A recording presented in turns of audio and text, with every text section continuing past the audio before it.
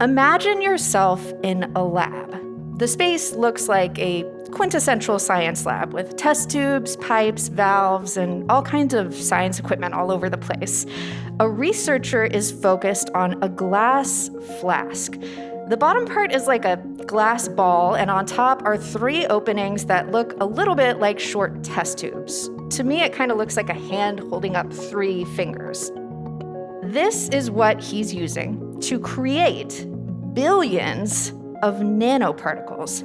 He attaches a tube to one of the flask's openings and plugs up another with a stopper. How small are these nanoparticles?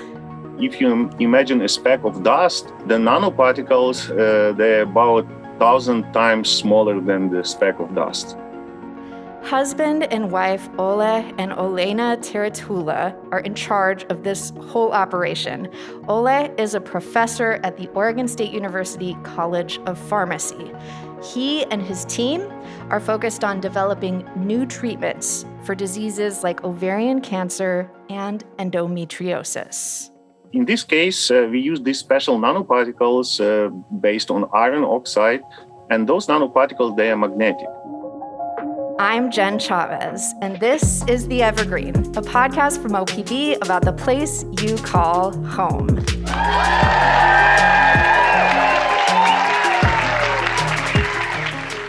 As you can probably tell, I'm not in the Gert Boyle studio today, though today is Gert Boyle's birthday. So happy birthday, Gert. This episode of The Evergreen is being recorded in front of a live audience at the Tomorrow Theater in Portland.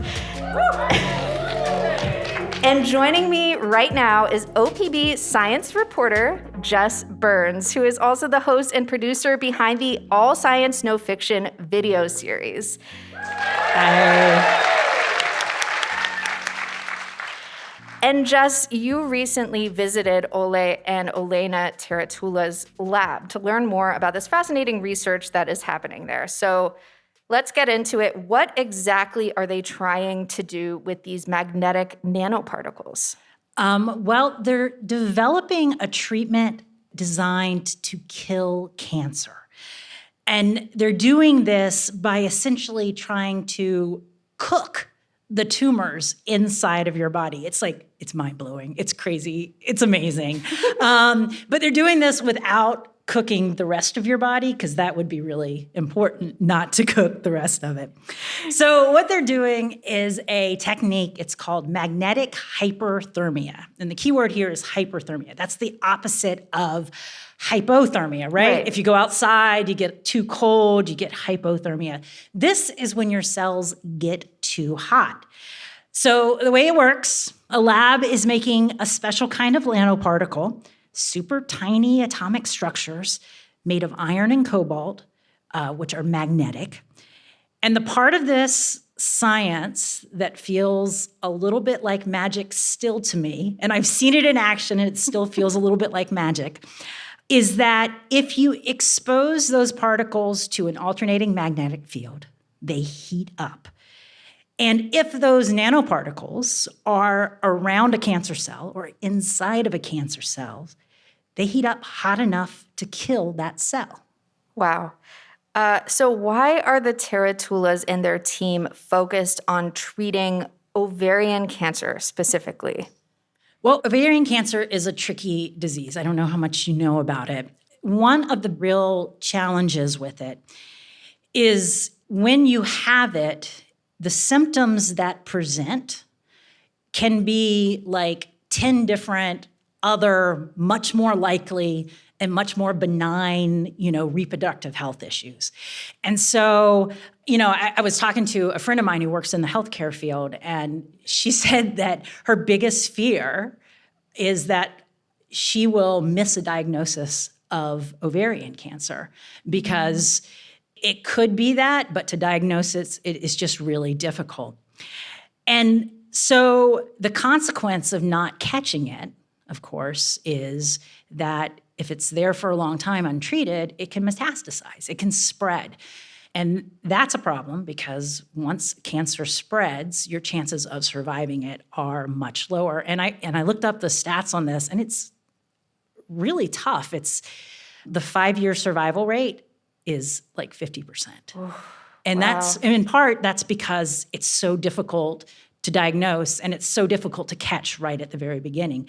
And I think that this is kind of what's so hopeful about the work that this lab is doing, and seeing that firsthand, seeing these scientists at work.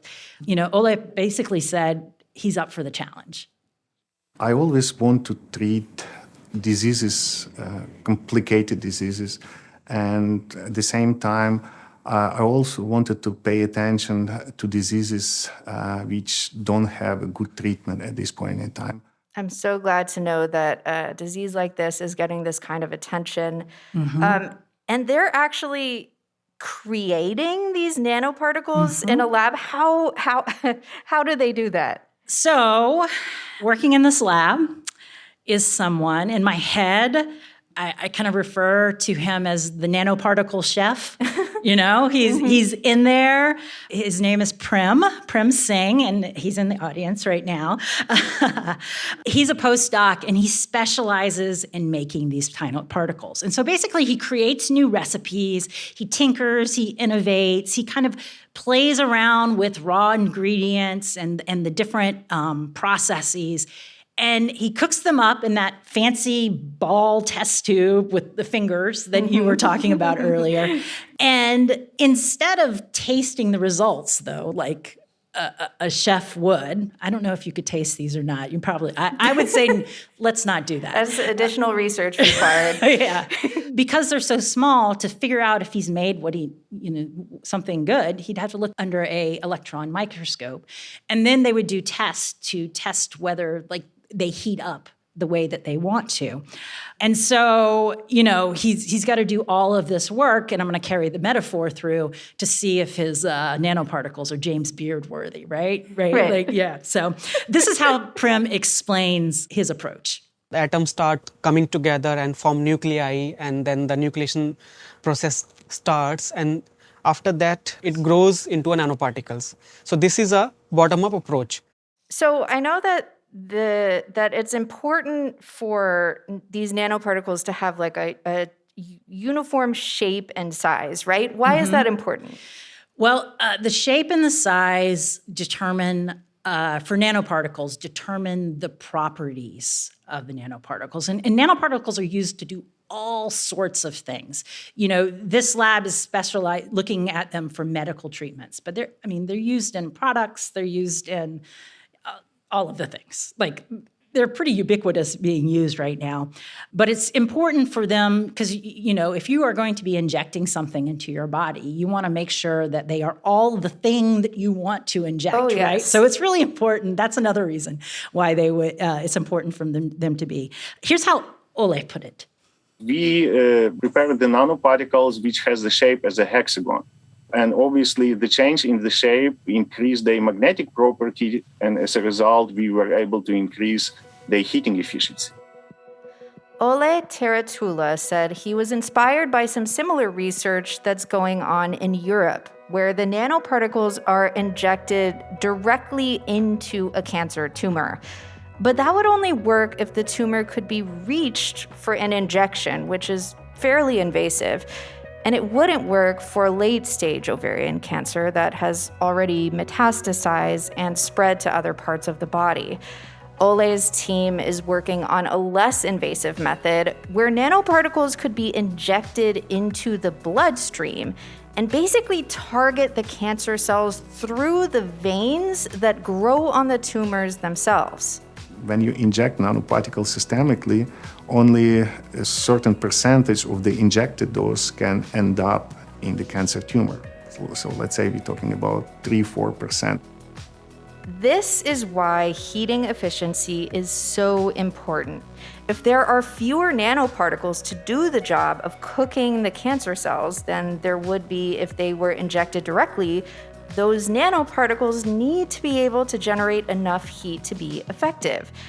So Jess, how do they actually heat up these nanoparticles once they accumulate in the cancer cells? All right, so the way that I visualize it. And the way that kind of the real world example that makes the most sense to me is an induction stovetop. Are you familiar with this? Yeah. Okay. So if people listening aren't, so what this is, it's a stovetop. And when you turn on a burner, it doesn't actually get hot. Like you can put your hand on the burner and there's no heat there. Instead, what this does is it creates a magnetic field, and the magnetic field causes the metal in your pan to heat up. And it has to be a ferrous metal for it to heat up. So it has to be magnetic. So that's why like an aluminum pan is not going to heat up on an induction stove top. So to be clear though, what they're doing is not induction. They're tapping into another process or several other processes. One of them is called hysteresis. But your experience of this is very similar to what you would get with an induction stovetop.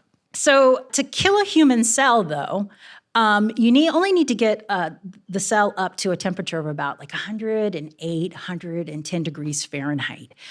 But as you mentioned earlier, the lab's nanoparticles have to get hotter than that to do the job, right? So I think about it as like a cup of water, right? And you have a cup of water and you want to raise the temperature of that water with a few hot pebbles, right? The pebbles that you put in the water have to be a lot hotter because they're so small in order to get the water temperature up to the place where you want it.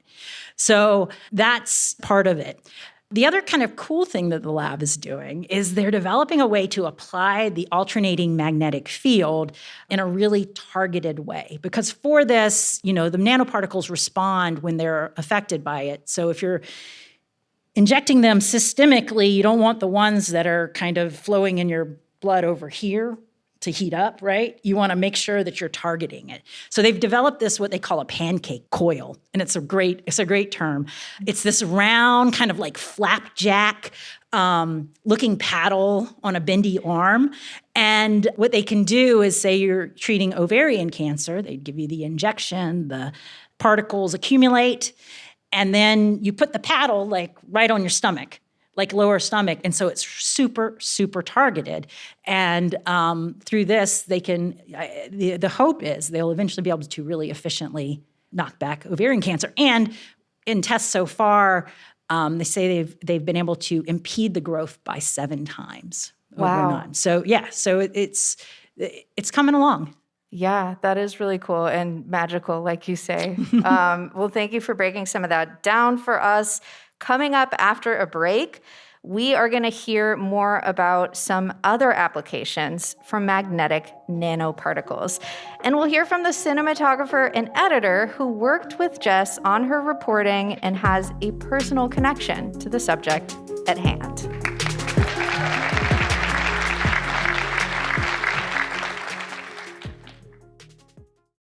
Thanks for listening to The Evergreen, our podcast from OPB about the place you call home. If you dig what you hear, subscribe to us on your favorite podcast app, and we'll brighten your Monday morning a little bit with something new and exciting to listen to each week. You can also follow me on Instagram at Jen Chavez OPB, that's Jen with 2 N's, and I will keep you posted on what Team Evergreen is up to. And remember, this episode about the medical applications of magnetic nanoparticles and all the great OPB reporting and storytelling you hear on this show is made possible by the support of many thousands of OPB members. That's the beauty of public media, my friends. Support our journalism by becoming an OPB sustaining member today at opb.org/pod. And now, back to our show at the Tomorrow Theater.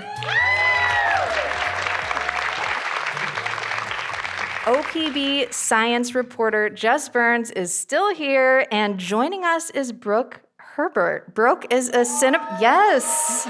Round of applause for Brooke. We do love Brooke.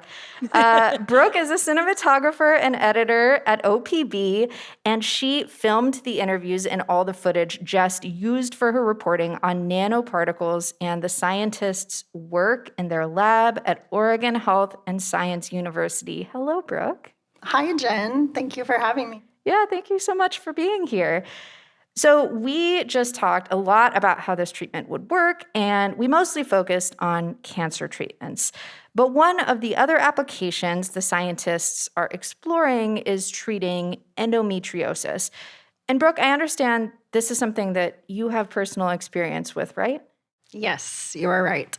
So a couple of years ago, I was also diagnosed with endometriosis. So when Jess approached me at OPB and asked if I would do this project with her, I was super excited to do it. Well, I'm so glad that you guys got together and created this wonderful story. For anyone who doesn't know, will you just explain a little bit about what endometriosis is?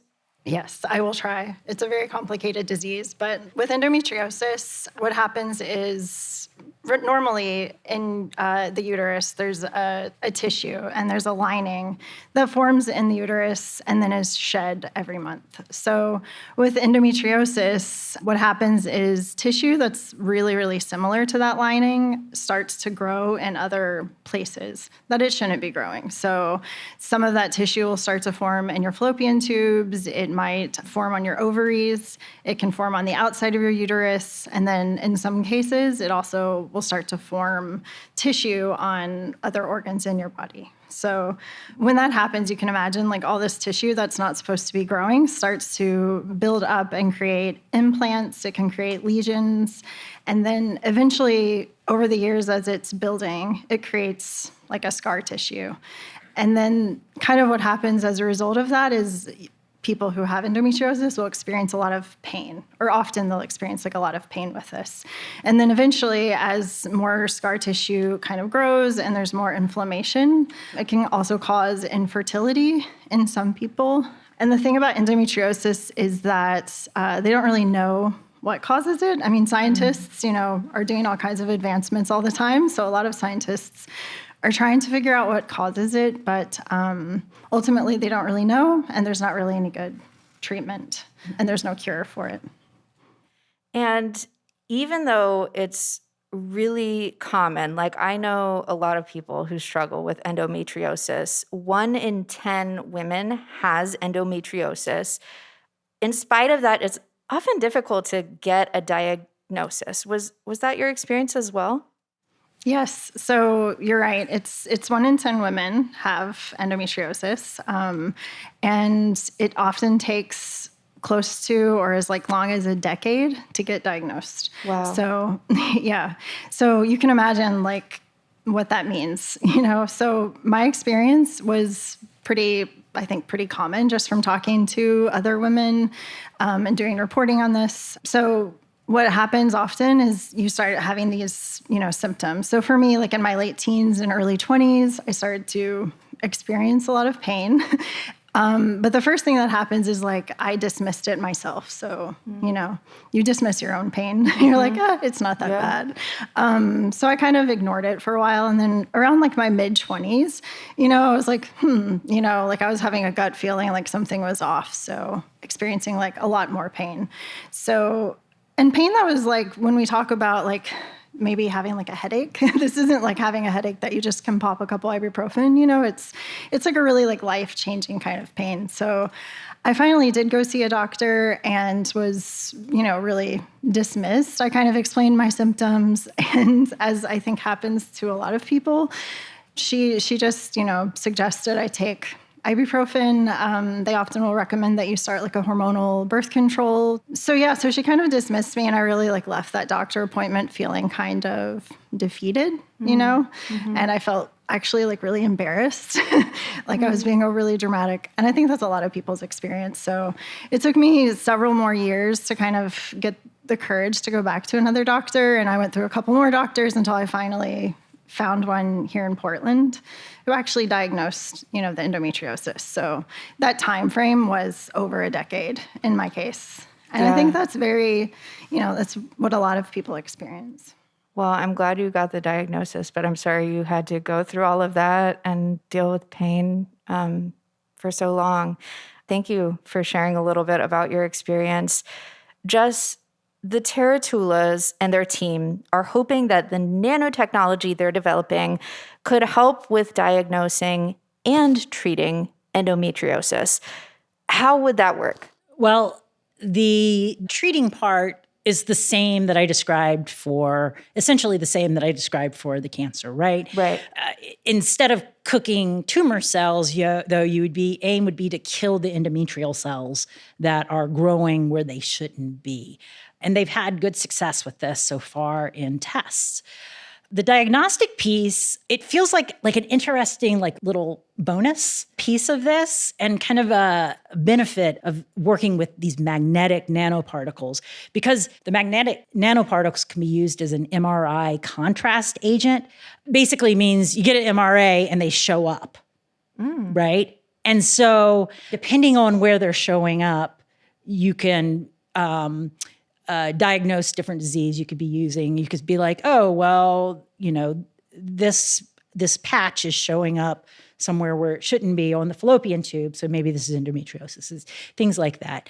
And this is a much less invasive way to diagnose, right? And because that wasn't... Yeah, exactly. So like with endometriosis, for instance, like the kind of gold standard, the way that they often diagnose this is through surgery. So you'll have to go through a kind of invasive laparoscopic surgery because you can't always see the endometrial lesions and the scar tissue through just regular ultrasound imaging. Sometimes you can, but often you just have to go right to a surgery to really get the diagnosis. So. Yeah. So, just to kind of describe the way this would work, the step-by-step process, which I think is kind of interesting. So you inject the nanoparticles, right? They're into your bloodstream and they're flowing around. And one of the characteristics of tumors and endometriosis lesions is they grow blood vessels. They have a lot of blood vessels around them, but these aren't normal blood vessels. They're super, super porous blood vessels. And, as the nanoparticles are flowing through your blood system, a certain amount of them kind of leak out through these. And another thing that the cancer cells and the endometrial cells have in common is that they're super hungry, right? They're trying to grow. They really want nutrients. And the lab has designed their nanoparticles to basically kind of look like nutrients, they bamboozle them, the cells, and they have these receptors that work and make the cancer cells, the cells that you don't want, think that they're good, and so that they eat them, they gobble them up. Oh, tricky. And so, yeah, right? I know. They're smart people. And so over time, the nanoparticles accumulate in these cells that you don't want in your body. And that's how, they can really target. And so if you then, that's how you can, you put the paddle on and you can heat them up. But also if you give an MRI, basically all those nanoparticles that are concentrated are going to light up like a Christmas tree, right? It's going to be super bright. It's going to be super obvious.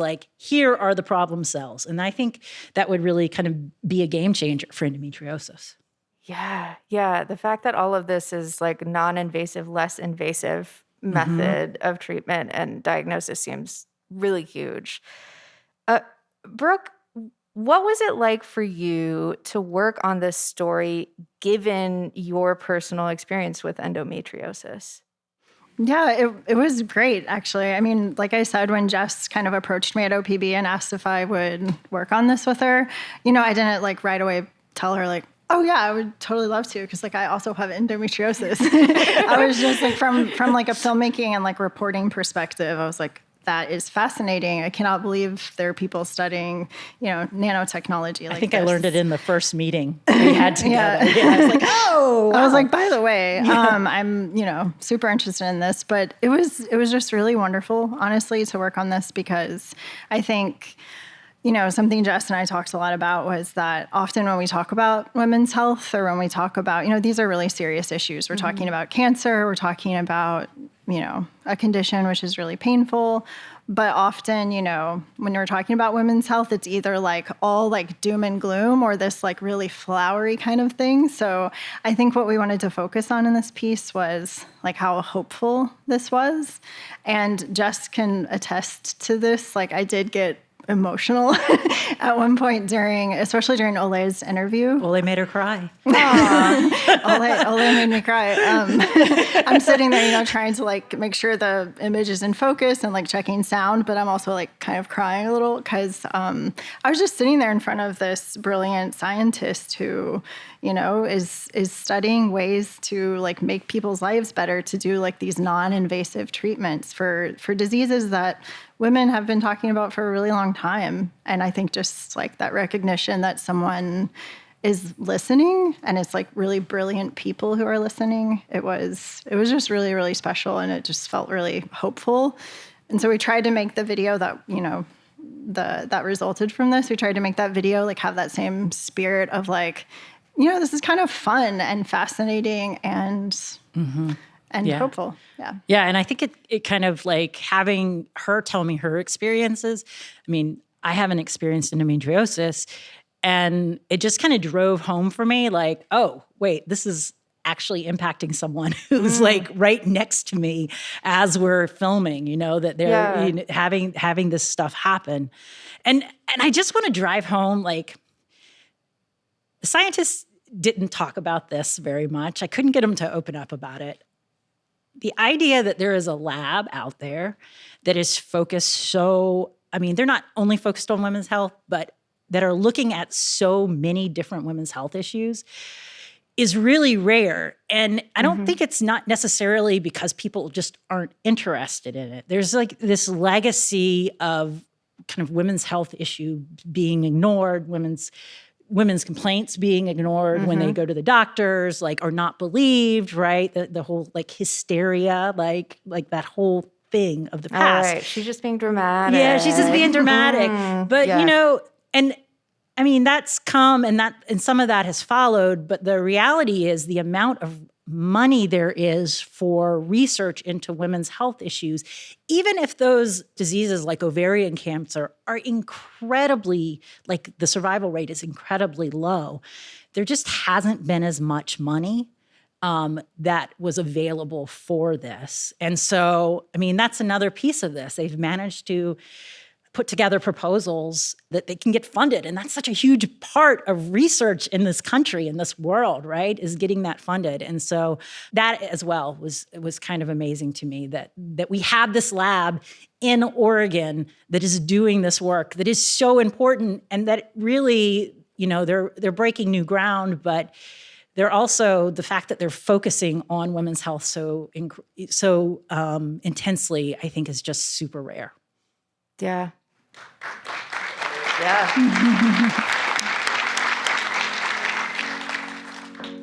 Ole Teratula is clearly really passionate about his work. I think I always wanted to help people. And especially when I started to learn about different diseases, I realized how difficult it is, and that many patients, they suffer from that. And I thought it would be really cool just to use nanomaterials for the treatment of those diseases. And basically, it was my motivation. As I mentioned, Ole's wife, Olena Teratula, is an integral part of the research team, and she's focused on another application for magnetic nanoparticles, treating ectopic pregnancy. That's when a fertilized egg implants outside the uterus, typically in one of the fallopian tubes. Like some of the other health conditions the team is focused on, it is both very dangerous and difficult to diagnose. According to Olena, nanomedicine could make a huge difference for people with this condition. Because we can stop the ectopic pregnancy faster, and we can avoid, possible surgical intervention, for instance, and save fallopian tube. Just like with endometriosis or cancer, the ectopic pregnancy cells would be heated up, and this non-invasive treatment would rely on the body to get rid of the dead cells after that. My goal is to develop an effective nano tool which could be universal. And Jess, before we wrap up, I just have to talk about this visual aid that you have created. For the people listening to the podcast who can't see it, I'm sorry, but Jess built a giant, magnificent uterus for her video. And when I say giant, I mean it is almost as tall as she is. Jess, how exactly did you construct this thing? It's basically wood, chicken wire, and paper mache, right? Like there's no magic about that. I mean, it's a big thing. But yeah, Brooke and I, we would talk ahead of the video, starting the video, just being like, all science, no fiction always opens kind of with a very whimsical kind of visual conceit. And we've done Legos, we've done giant light brights, we've done all stop motion, we've done all kinds of things. And so we were just kind of throwing around ideas on the way home from, it might have been this shoot, and just being like, what do we do? What do we do? What do we do? And giant uterus popped up. And as soon as we said that, we were like, yes, that is what's going to happen. This is the way. Yeah. So yeah, we built it at combination of at my house, but at OPB. It took days. It was very messy. A lot of people stopped by to say hi. It was really actually a lot of fun. Including myself. Yeah. And you were wearing like an apron, and there was like scissors and like pieces of paper and yarn rolling around. It was like this beautiful, wonderful like arts and craft science lab. A giant, yeah, exactly. And it was all coming together. It was feeling really good. At one point in the construction, it didn't look like a uterus. It looked like a Yoda head. And it did. It really did. Someone came by and was like, "Oh, that's Yoderus." And so from there, we call it Yoderus now. That's Joe at OPB. So thanks, Joe. Shout out to Joe with the good naming. But it was all coming together, and I was feeling really good about it. And then I started painting, and painting is not my forte. And I started painting, and I was like, oh no, like all of this work, and it's looking so bad. So I called Brooke in, and Brooke has some skills, and so she directed the painting, and so we were both painting in the studio. It was good. It was a lot of fun. It was definitely very fun. Yeah. And then filming it was another story. And then she made it look good on camera. It's large. Yeah. And there was a green screen involved, and it was a lot. There was a lot of playlists. There were. We listened to a lot of Chapel Roan. Nice. That was the vibe for the whole uterus construction and filming thing. So, oh my gosh, I love that. And I just have to say, everyone at OPB gets so excited when one of these all science, no fiction, visual aids is under construction. It's like the talk of everyone at OPB. So thank you, Jess and Brooke, for building a giant uterus, and thank you both so much for sharing your reporting and for being a part of the Evergreen's very first live event.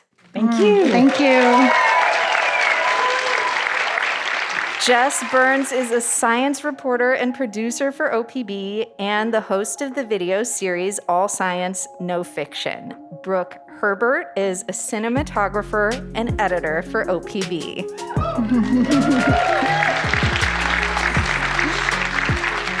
You can see the video Jess and Brooke created about the medical applications of magnetic nanoparticles at opb.org.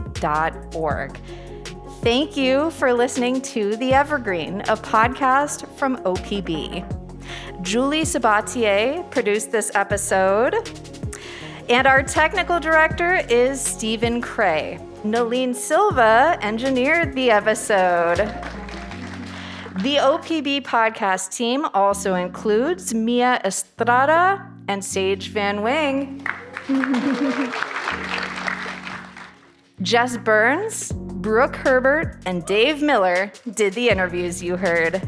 The music in this episode is from Audio Network. Thank you so much to OPB Event Marketing Coordinator Alexandra Henrik for helping organize this event, and to the wonderful OPB volunteers lending a hand tonight. Thank you all. Thank you to the staff of the Tomorrow Theater so much. And thank you to the members of the Taratula Lab who are in the audience tonight.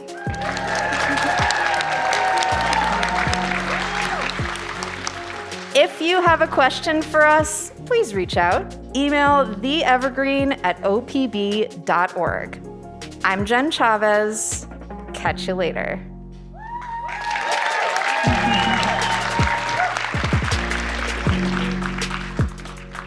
And that's how you do a podcast.